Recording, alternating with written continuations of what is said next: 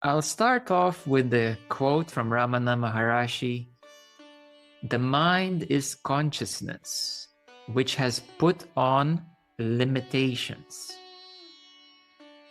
You are originally unlimited and perfect, and later you take on limitations and become the mind. Similarly, Buddha spoke of, when asked what enlightenment has given to Buddha, the awakened one, he similarly replied that he has lost anger, sadness, doubt, worries, confusions, fears, anxieties, the diseases of the mind, the limitations of the mind. So imagine your life without the limitations of the mind, without the limitations of anger, doubts, confusions, worries, fears, anxieties. How would you feel without all of these? Everyone, no doubt, will say, I would feel great. I would be happy. Or at peace, undisturbed, unbothered by anxieties and so on. Very simply put, it's a simple thing to feel good, to feel great. In a nutshell, this is what enlightenment is. In a way, it's nothing new. It's not an acquisition of anything new. It's not a new faculty that you didn't have.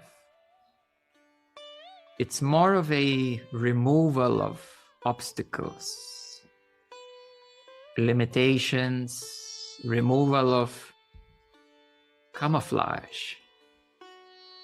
So in your personal life, now this is the myth buster of enlightenment, because you assume that when you become enlightened, what you gonna do then?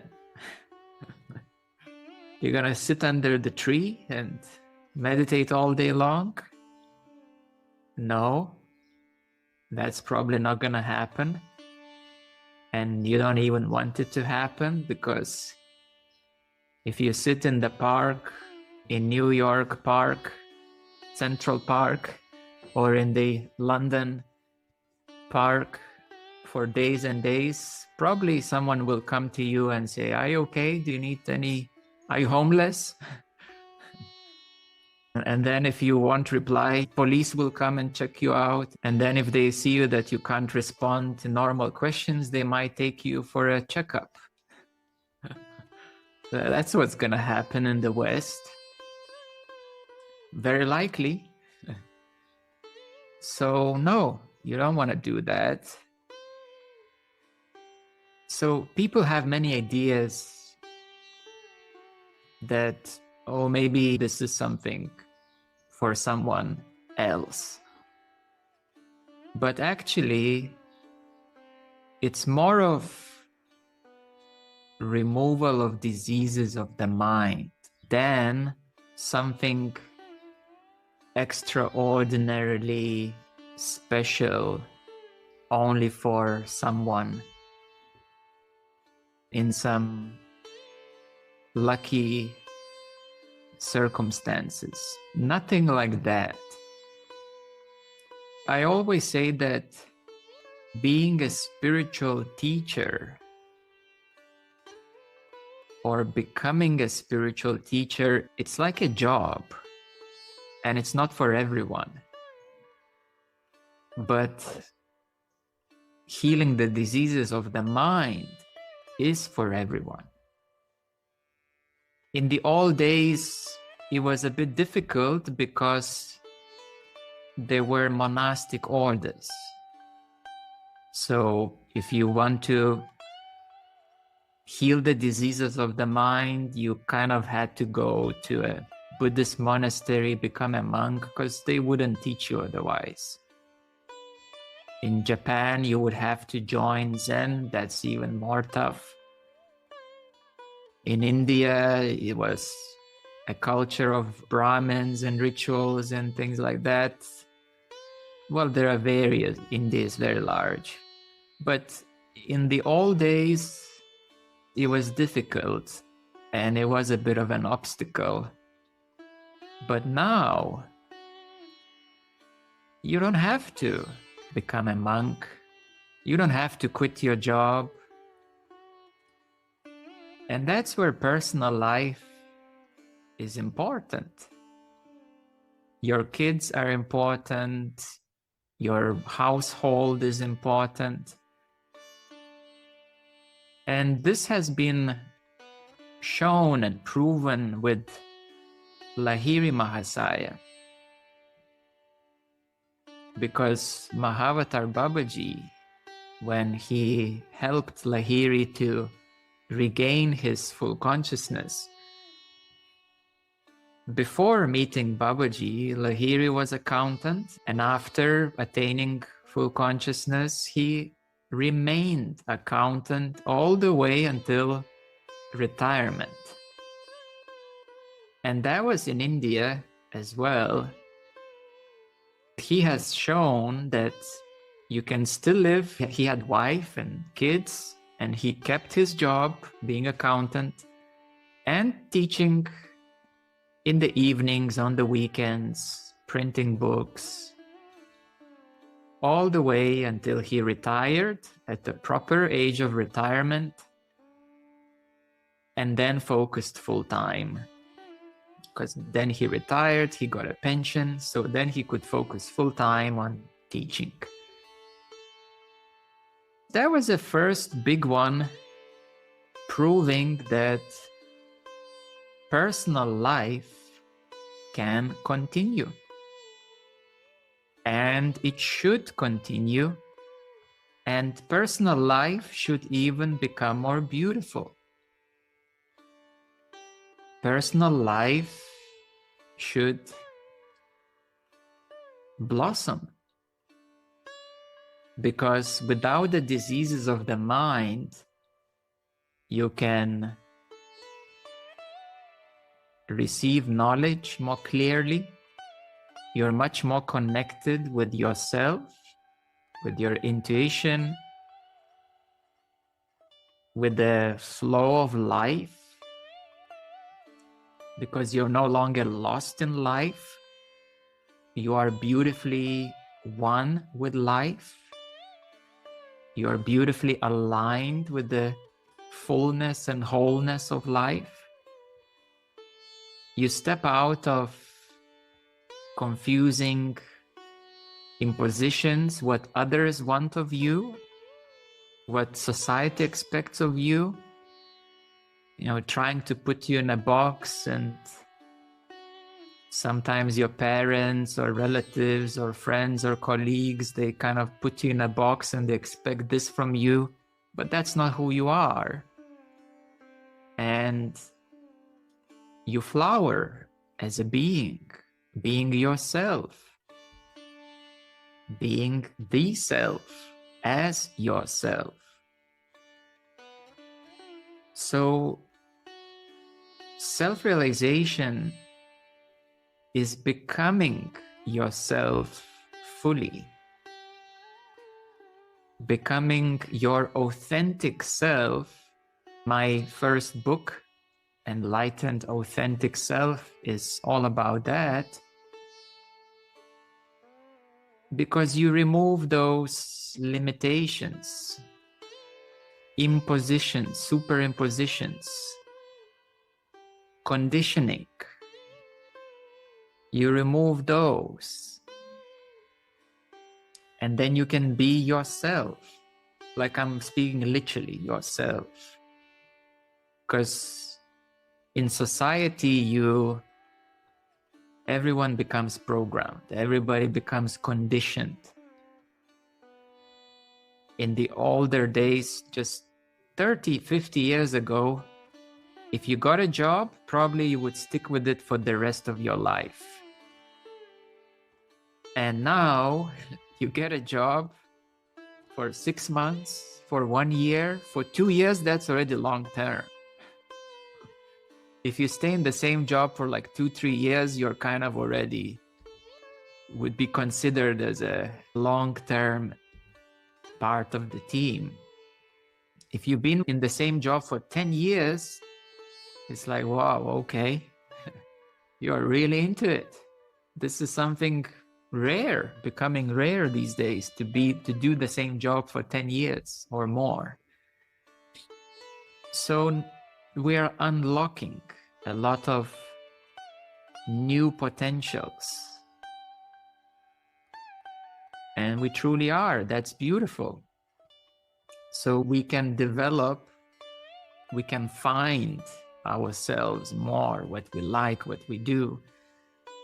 And this is a beautiful opportunity at hand. Now, coming back to your consciousness, or who you really are, very simply put, you always, no doubt, know and feel that you are. There is no doubt about this. Let's just agree on it. You always know and you feel that you are. It's like so simple and so obvious that you don't look at it, isn't it? Like, oh yeah, but what's about it? Why is it so special? What should I do with it? Of course I am. Which, you think I'm stupid? I don't know that I am. So it's so obvious that everyone overlooks this fundamental fact, which everyone can verify, no doubt. And you don't even need time to verify, because immediately you will answer, yeah, I am, yes, of course. Now I will ask you, who verified it? Or how did you verify this fact of no doubt? And that's where you can start, some of you will start thinking about it, but it's not that which verified it. Not the thinking mind has verified it. That's the problem and solution. Because verifying that I am, I exist is like this. Yes, of course. But then who verifies it, or how do you verify it? I will answer you how. Immediately, spontaneously, instantly, you verify it. Who verified it? Your real self. Your real self verified it. But then there is the thinking mind. And the thinking mind is not the one which verified it.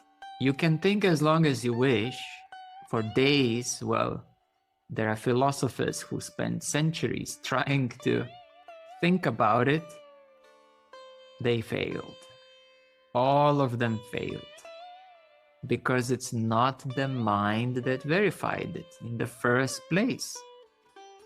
So the famous saying, I think, therefore I am, it's rubbish. It's false. It's a wrong direction. I am because I am. Is there anything to think about that? No. I am because I am. There is a lot to understand about it and to surrender to it, but it's not with the mind to realize that. You can only familiarize your mind with it so that the mind understands it, accepts it, and surrenders to it. But it's not the mind that is the I am, or that consciousness that you are. Similarly, now a little bit more technical, awareness. When you realize awareness, who realizes awareness? Does the mind realize awareness? No. Does your personality realizes awareness? No. Awareness realizes awareness.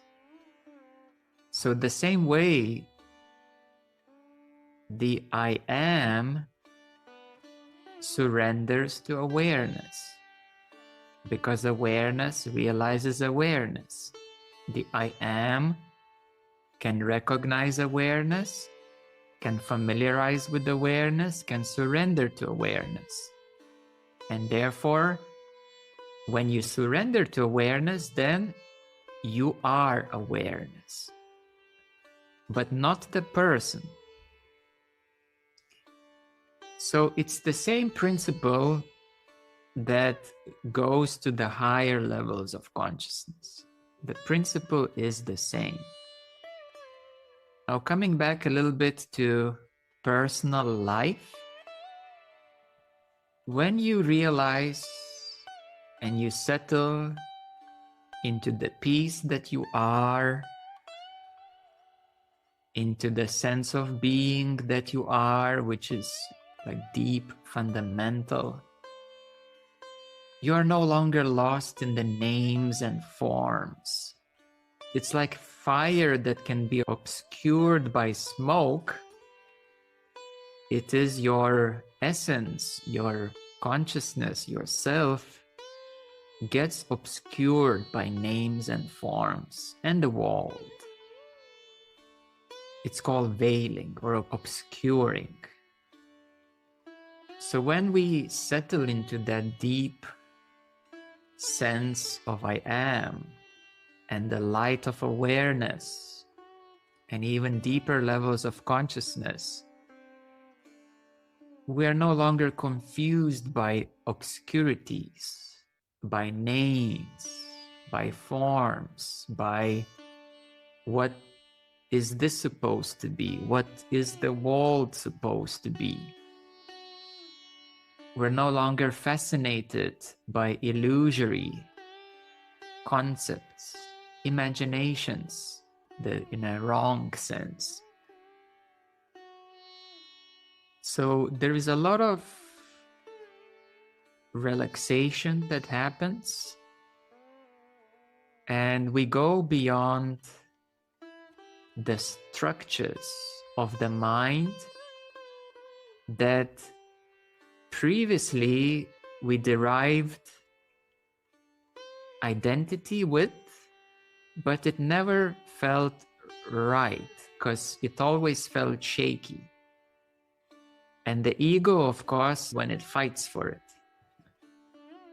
the ego is like you push the button and it fights to protect it. Well, that's what it does, but it never feels right. But when you relax into your being, at whichever level,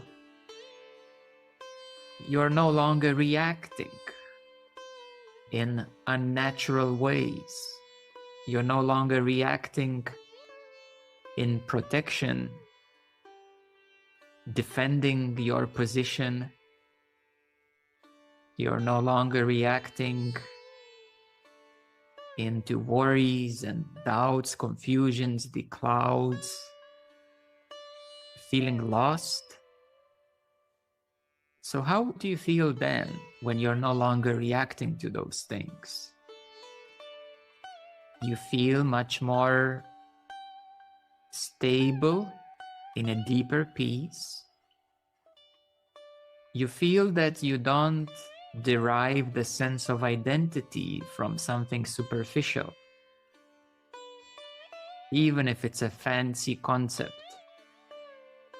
And for those of you who are a bit more advanced, I would still encourage you to really check in with yourself regarding who you really are or who you assume you are supposed to be. Because I always try to be very clear, but the fact is that you still make up in your head whatever you wish. That's still a fact. So you still make up concepts about consciousness in your head, and then you feel like a certain disconnection that I'm trying to be consciousness, or I'm trying to be my natural self, or whatever words I'm trying to describe. But instead of trying to be a concept or idea,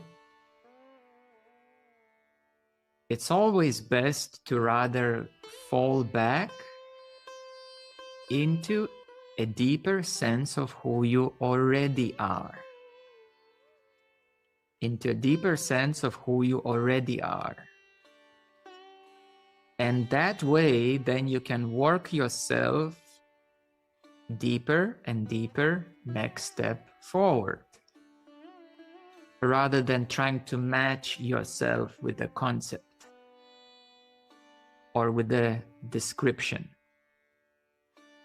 Because I'm speaking to many people now, and many of you will make up ideas of how it's supposed to be, but all I want to tell you is relax into your deeper self of who you already are.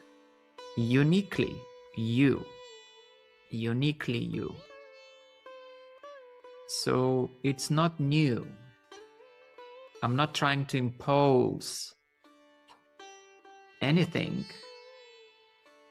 I'm trying even more so to allow you to see more clearly what is false, what is not serving you. So this progression, we could say, or digression, we could say in another way, if you get what I mean. It's increasing the quality of your life free from ego consciousness. It's increasing the quality of your life free from self-contraction. So my only intention is to increase your quality of your natural self from the ego self. Sometimes I feel like a doctor.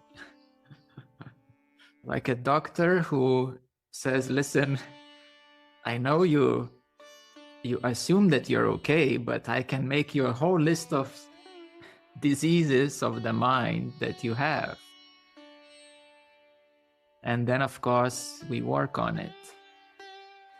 In the last 15 years, I've seen pretty much everything that can happen on the path of disidentification from wrong identities, psychological knots.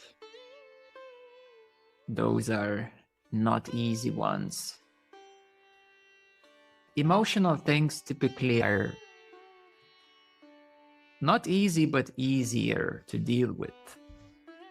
Identities, they are not difficult, they're very doable. What typically is a bit more difficult are psychological knots. because they're so much deeper and complex, but they're also doable. So we work on it, and therefore my intention is to help you to get through them, to be more yourself in a more quality way. So, do you need any thoughts in the first place to know or to feel that you already are? So we're not trying to entertain the mind and come up with complex philosophies. It's not what we do here. We're trying to keep things simple, and I always try to simplify, explain things in a simple way as much as possible. So you don't need thoughts to know or feel that you already are.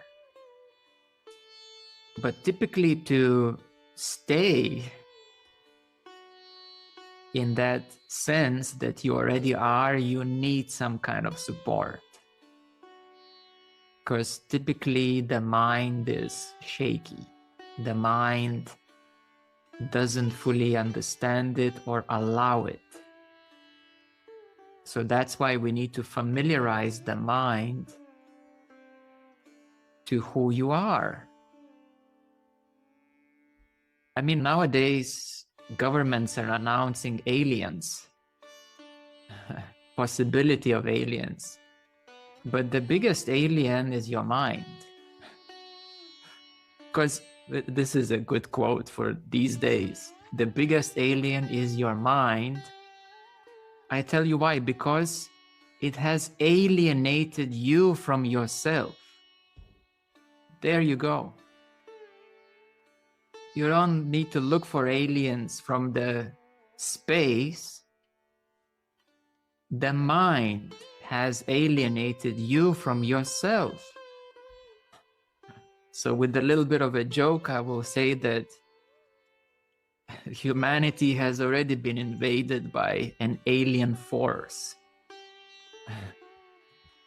by the mind. Because the mind is unnatural and it has many diseases, many problems.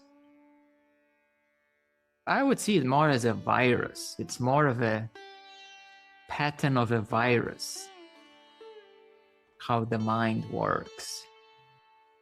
So turning the coin around, thoughts are not really necessary to be yourself, who you are. You can use them. Okay, now on a practical level, I will tell you, you can use the thoughts, but don't let the thoughts use you. You can use them, yes. Sometimes you need to do some planning. Sometimes at work, you need to think through some steps. That's okay, because when the mind is clear, it is efficient. It's useful as a tool, but not as a master. As a master, it's useless. It's lousy. I would fire the mind. I would just say, you're fired. You're not doing a good job at helping me in my life. So if you are the owner of yourself, then you should fire the mind or demote it from the CEO to a management level. You need a new CEO in your life. So thoughts are not really that needed in the first place, but when the mind is clear, it can be used for practical purposes. And it's helpful for practical purposes when it's needed. Otherwise, just let it be quiet.